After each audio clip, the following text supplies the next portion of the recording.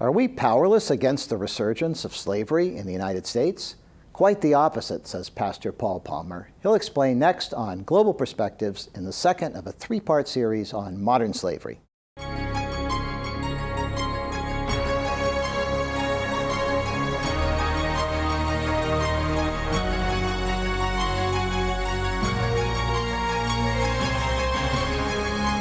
This is Global Perspectives with Pulitzer Prize-winning commentator John Bercia. Welcome to Global Perspectives. What can you do when slavery invades your community?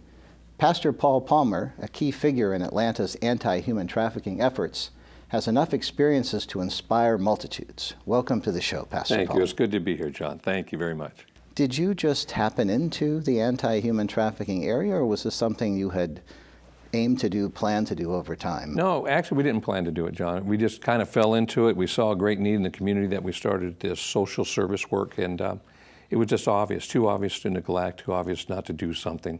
So we didn't have any training. We just kind of ventured in to try to do what we could do to make a difference, and it has just grown to new heights and new developments and great results from that early beginning. Give us a sense of the scope of the problem in the Atlanta area. Oh, sure, I'd be glad to. There's a lot of different statistics, and statistics could change from day to day. But Atlanta has been known for sex trafficking, mainly with minors, from number 1 to number 3 in the nation. And regardless if you're number 1, 5, or 10, it's way too many. We don't deal just with children. We deal with every age group, every gender as well, both genders. But 2 years ago, there was a survey that came out that showed that 12,400 men buy sex from minors every month in the state of Georgia. It's a tremendous problem. And downtown, with all the sporting arenas and all the activities that take place, it's just a hub for women to be trafficked, and boys as well, but mainly women. It's horrendous. So on a typical day, how many calls would you get from people in need? Well, on our hotline, we have a local hotline or a statewide hotline. Last year, we got 7,021 phone calls on our hotline, and we have 10 women that answer that phone. So they had a lot of phone calls, a lot of conversations over that last year. But it is our source. That is really our avenue to build relationships with these girls. There's a lot of fear, a lot of questions before they want us to come and pick them up or find them. And so it's been a great avenue. It's increased our numbers of rescues. Just having that hotline, not only does it give us that first personal contact, or maybe a second contact if we give them the number, but they build a relationship with those operators or they're not operators, but our volunteers that spend as much time as they want on the phone, reassuring them that there is a life outside the life they're living at this moment. How many young people have you actually helped escape this? Over the years? Gosh, I probably lost count over the last 12 years. Last year, we rescued exactly 300 women and 1 man last year out of trafficking. The year before, 264 combined. So just in the last few years, just over 550. So I would say probably right 1,000 women and men that we've taken out of the trafficking there in the Atlanta area. But it has widened. Our scope has widened. We now have a Central Georgia rescue team there as well, setting one up in Columbus, Georgia. We have one in Ohio also that came down and learned what we've done and wanted to be under our umbrella. So we're expanding across the nation a little bit. And those are just the ones we know about. I can imagine that relative to the overall number of victims. There's such a multitude. And the numbers, I like quoting the numbers. I just want to be very cautious that I'm not blowing it up or making it too small.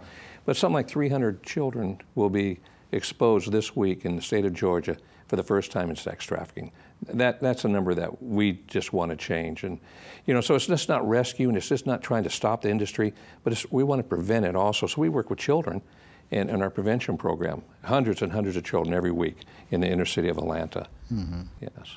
So give us an example of a typical case. I'm guessing you don't just cruise in and say, hey, would you like to escape from this? We do that as well. That? We do cruise in. It's called the track, where the girls are walking, and they're still walkers, believe it or not, even with this technology we have today. And so we do cruise in, and we do it every week. We're Friday nights, sometimes Saturday nights. We will not miss. We believe consistency is very important. You never know when this girl's going to want to run or sneak out or call us. So we're there every Friday night, for instance, on one of the tracks. And while we're out there, we know most of the girls. We've been out there a long time. It looks like a third world country, John. Let me just say this. One of the hotels in that neighborhood, it's 2 stories, and there's a woman standing at every door. If not, she's behind the door with somebody already, scantily clothed. They're whistling and calling you, and there's pimps around in the parking lot. It looks like a third world country. But we drive in, and we won't talk to a girl if there's with another girl. It might be the bottom woman, the one that she's working for. If there's a car close by, a pimp close by, we won't stop and talk to her. But if she's solo, we'll stop and approach her, have a rose, a beautiful one, a long stem rose. We just say, we just want to let you know you're loved and beautiful. If they respond, we know we have an opportunity to talk to them. At that point, we give them a card, a hotline number, and we just pray with them if they want prayer. And we ask them, if you want to get off the street right now, you want to get your life turned around, please come with us now. And if not, call us 24/7 and we'll be here. And so that's one way we do it. But we also visit jails, which has been a great avenue. They've already sobered up. They've been away from their boyfriend or their pimp for some time, maybe months. And it gives them a real good time to kind of collect their thoughts. Do I want to go back to the life, or is this my opportunity to escape the life? Have you ever been stopped in the process of trying to help someone by a pimp or maybe another victim? Yeah, we've been stopped before. We'd have some guys pull up and holler, "Hey, leave my girl alone," and those type of things. And we honor that. We're not there to start a gunfight. This is not the OK Corral. And we don't want to endanger the girl to get her beat. She might get beat if we spend too much time with her. So that's where we're really cautious. We're looking out for their well-being. Because if they waste time with us, they're not making money for their boyfriend. And so we're very conscientious about that. We did have a young man run up one time. This is a great story. It's a short story. We were talking with a girl, and out of the hotel, this young man comes up. We have a male presence. The men don't speak to the girls on the street, but we have a male presence there, just kind of a protection. And one of these young men stepped out in front of that guy and stopped him. And he said, "What are you doing with my girl?" And we're very forthcoming. He said, "We're giving her an opportunity to get her life back." And he wanted to pause, so he just said to her, said to him, "Can I pray with you?" And the guy said, "Yes, I love the South. I love the Bible Belt. Everybody will take a prayer." And so he bowed his head, and this young man was praying, and he said, "I was praying a long time, hoping that they would finish with the girl, and didn't do it in time." And when they finished, that young man, the boyfriend, pushed this gentleman and said, "Don't go anywhere, I'll be right back." He ran back to the hotel and brought a young girl out, probably 16, sick. And he said, "Would you pray for my girl? She's sick." I think he called her his sister. Mm-hmm. So he prayed for her. The next Friday, that same boy, that man, was putting that first girl in our van with our luggage. 3 weeks later, he was our first pimp. He called us and said, "Will you help me get out of the life?" So if that was somebody trying to stop us, he failed. And in fact, he ended up being a winner in the long run. Tell us how the whole human trafficking area has changed. You've been in it for quite some time, probably as long as most anyone. And I'm guessing it's a lot easier now because and that people understand it and you don't have to explain what you're doing and why. There's still a bad image in the secular world, let's say, in the world of business. They still call it the oldest profession in the world, and it's not a profession. It's the oldest slavery in the world. They believe that the women have a right to do what they want to do. There's a lot of misconceptions in this industry. Well, I think the biggest change is it's gone underground a lot more. We're fortunate to have a track where we can meet the girls face to face, but Backpage and other internet sites have really taken it undercover and kind of out of sight. But it has also increased the amount of women that are sold. It's easy to buy a girl online, so it's increased it. It actually has caused it greater harm for society, not just putting it underground, but the availability is just now right at your fingertips, in your living room, to be able to buy a girl. It's amazing. And the high-end people are frequented by well-heeled customers, I'm guessing. Say that again. I'm sorry. The ones who are commanding the higher prices, yes. you're bringing in the successful. Oh, successful businessmen, yeah, CEOs, and listen, every part of our society is touched by this. If we have 22,000 or 12,400 men buying sex from minors only in the state of Georgia, that's a lot of people. That's every month. That's not annually, and that's not counting those that are above the age of 18. So there's a real hunger, if I could use that terminology, for this industry to continue. I'm so grateful that legislation is changing in all the states. I'm so grateful. I think this is going to be the greatest fight that we could do. We're on the front lines. We have people crying out, "Help me," and so that's what we do. That's our forte. When that one person says, "I need help. I want out of this. Take me away from this captivity," that's our forte. But we got to go beyond that. And I'm so glad that law enforcement and our legislation has changed so much. And they're really fighting child prostitution as well. This has been an industry that just sickens our whole society. And but there was a study just done recently. It was a Sting study. They were soliciting children, and they would give them 3 attempts to understand that this was a minor. 89% of them still went for the buy. So it is, it's a dark world out there. Take us through the experience. You've just rescued someone from the street. What does she do? What opportunities? So for instance, let's say she calls the hotline, 2 o'clock on a Thursday morning. Immediately we try to find a safe place. We locate her. While that girl is on the phone, we have another worker, another volunteer putting a team together. We have 100, exactly, 50 men and 50 women that are trained to rescue women. And they'll get a man and a woman team. They'll locate the safe place, and we try to be there within 90 minutes. That's a key time, 90 minutes. They check in every hour to every 2 hours, turn in their money. They need to check in with their pimp. So we're there in that 90 minutes. When we get there, we drive by, we assess if it's safe. If it's not safe, we call the local police, and they'll put up a barrier for us, our guarding. And we meet the girl. She gets in the car, the man drives, the woman gets in the back seat with her, and just consoles her. Sometimes the girls just lay their head down on the woman's lap and weeps. There's fear, there's this unexpected, all of a sudden there's a sense of freedom, maybe, because they're not, the trust level, it hasn't been built very high. We immediately take them to get something to eat. Food is a issue that they get rewarded for doing good. They get fed. And so we automatically give them food, no cost to them, obviously. They didn't have to perform anything. We just love them and give them that, whatever they want to eat. If they want to get a steak, we'll buy them a steak. We have 2 safe homes outside the area, and we drive them to the safe home. They get to meet the house mom. We have some RAs. And then we give them, in that next morning, we let them sleep as long as they want. Oh, the greatest thing, this is I think, probably the most important part of that early entry. They get to throw away all their clothing. John, we have the garages in these homes for our automobiles. They're full of brand new clothing that people have donated.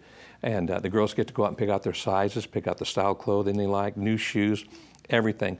They have a welcome package with all their hygiene. They literally pick up that package and hold it and cry. John, it's something as simple as a bottle of shampoo, because they own nothing. Everything belongs to their boyfriend. And we let them sleep, maybe 24 hours if they need it. Give them a little time to detox. And as soon as they're ready to talk, we just start dealing with the easy things. Medical care, we want to make sure that they're healthy. We get their blood work done. We work on IDs. They have to have an ID that's taken from them. They have no personal IDs. If there's a court case pending, we have an attorney on staff. We go to court for them. And the judges in our court system has been very good on these victims. Then we give them a caseworker. And the caseworker's a licensed counselor. And they work at 3 areas to evaluate. Is it mental illness? Is this the main issue? Is it trauma? Or is it drug addiction? And then we have 43 long-term programs around the United States that we vet these girls. We pay the whole time for them. If it's a 12 or 15-month program, it might be $10,000, it might be $15,000. We pay that for them, and so they have no indebtednent whatsoever when they come out of the program. And during that time also, we give them a mentor. While they're in our home, which may be 3 to 4 weeks long, in that 1-year program, we have that same mentor stays in contact with them on a weekly basis as well. And that's how it is from the phone call to that 15 months later when they're restored and ready to get their life back together. And what is the success rate? We're running at 60% this year. Well, just under 59.8% residual rate. Last year we were just at 61%. So at 300 women, that's 180 women that have gone into the program. But you're talking about a few facilities with a limited number of beds. How many do you think you would actually need if you were fully prepared to serve the community? Oh gosh. Well, if we were at all 7 hotspots in Atlanta, which we're only in 3 hotspots, 3 hot tracks, well 2, and we're starting our 3rd one just now, we would probably need 50, 60 beds. Right now we have 14. We have overflow, where homes are trained to bring women into their homes if we don't have it in a safe home. So we've never turned a woman away. We've never said no to anybody. And sometimes we might have 30 women, well, they only have 14 beds, but we'll have 15 other homes for an overflow with families, which we like the idea of a family. Sometimes a little uncomfortable for the girl, the woman, but sometimes having that male present that isn't beating them, somebody who talks kindly to them, respects them, is a real healing process as well. So it's kind of pros and cons, on the healing process, but we've never turned a woman away. But gosh, if we had 50 beds, that would be miraculous. So I understand how it works with the women, but what happens with a male, especially a male pimp? Okay. When the pimps come in, there's no program that I'm aware of, and I'm sure there may be something that they have a long-term program for healing men who have been selling women or children. But so what we do, we bring them into our own facility. We have a dorm, and we just have them stay with us. We have an on-site counselor as well, and a therapist. And we start dealing with issues in his life. And a lot of this is just products of their own environment. They might have saw their father do this, an older brother do this. And so and there's some real training processes in the hood where we work. We work mainly in the hood. It's just almost normal. It's glorified. They have power. When you drop out of school in 8th grade and you can't get a job, and all of a sudden you have somebody working for you under a strong fist, and they're bringing money into you, that's a lot of power, that's a lot of authority, and it brings a lot of young men into that arena. So it's just breaking things of their past, giving dignity to women again, training them in those processes.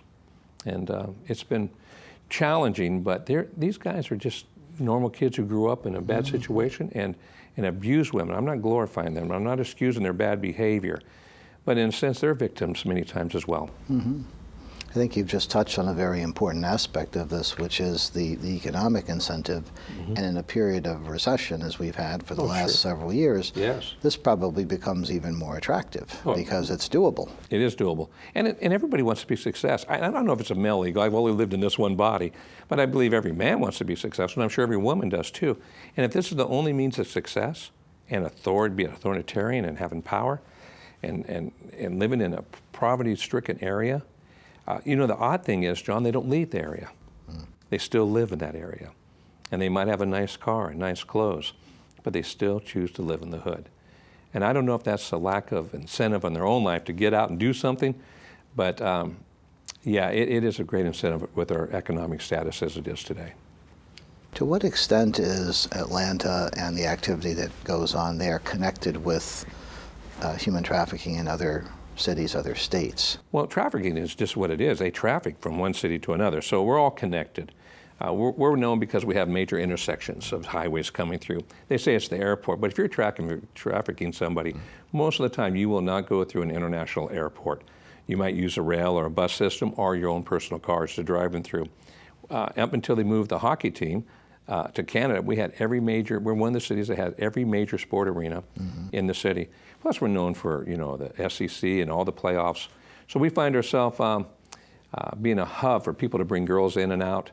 We normally go to every Super Bowl. We're not going this year. We usually work with the FBI at every Super Bowl. The Chronicle just did a great article on trafficking at the Super Bowl, San Francisco Chronicle, stating, does trafficking really increase?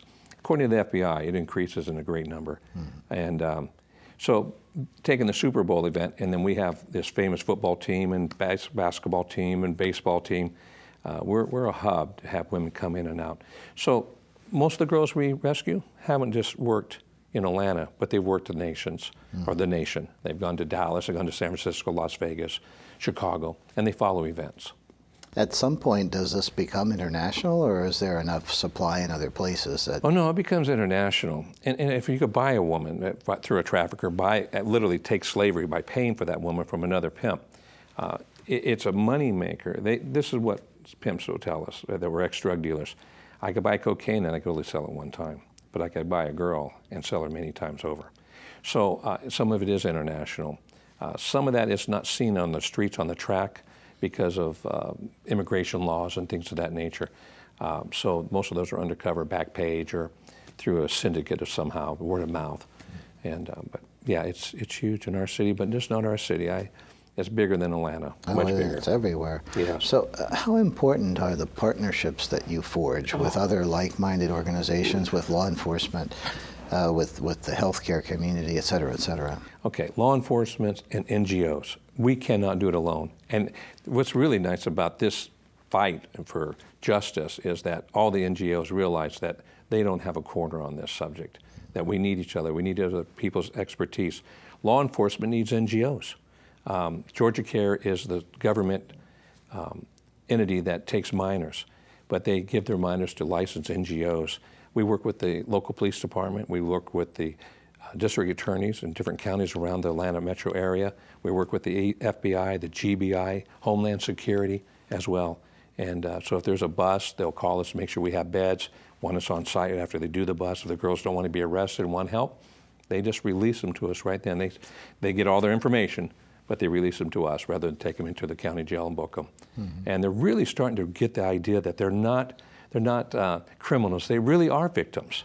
And I'm so proud of our state and other states that have really taken a step up on this level of treating them as victims and rescuing them rather than punishing them for a crime that they had no power over.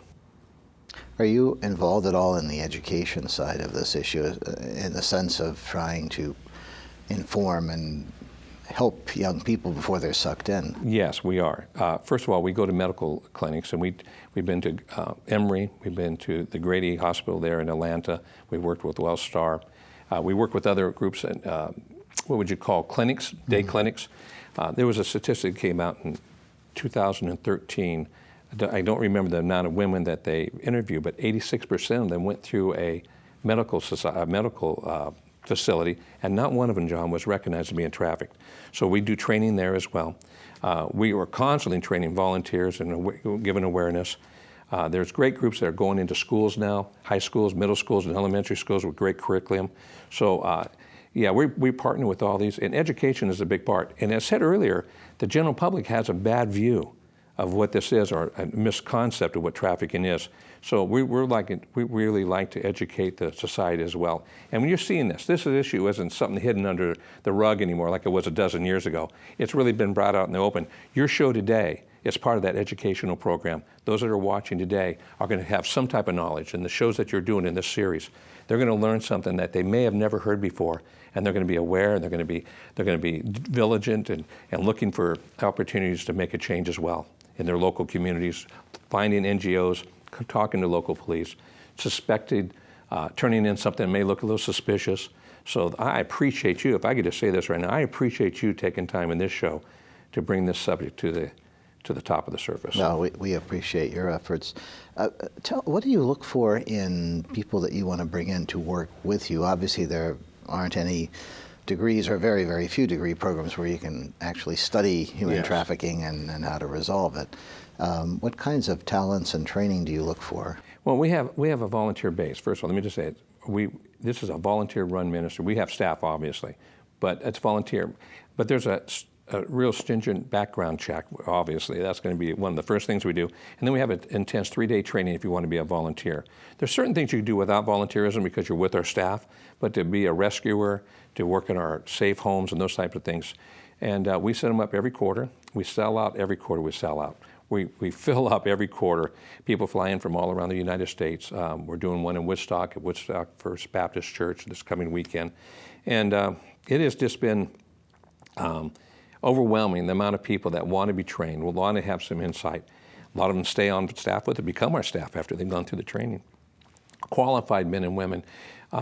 And as far as the degree or educational aspect, it really depends on what level of volunteerism they want to do or what type of employment. If they want to be a counselor in one of our homes, they have to have a degree, a licensed degree in the state of Georgia. And an RA has to have 2 years experience somewhere in the training of, in the experience of trafficking. They have to have at least 2 years experience working for an NGO. But there are so many people. I tell you, this is a great time, and I'm so grateful for how many people are waking it up. And again, I want to thank you, but not only the individuals, but the other NGOs saying, hey, we need each other. There is a great coalition of apparitioners out there making a big difference.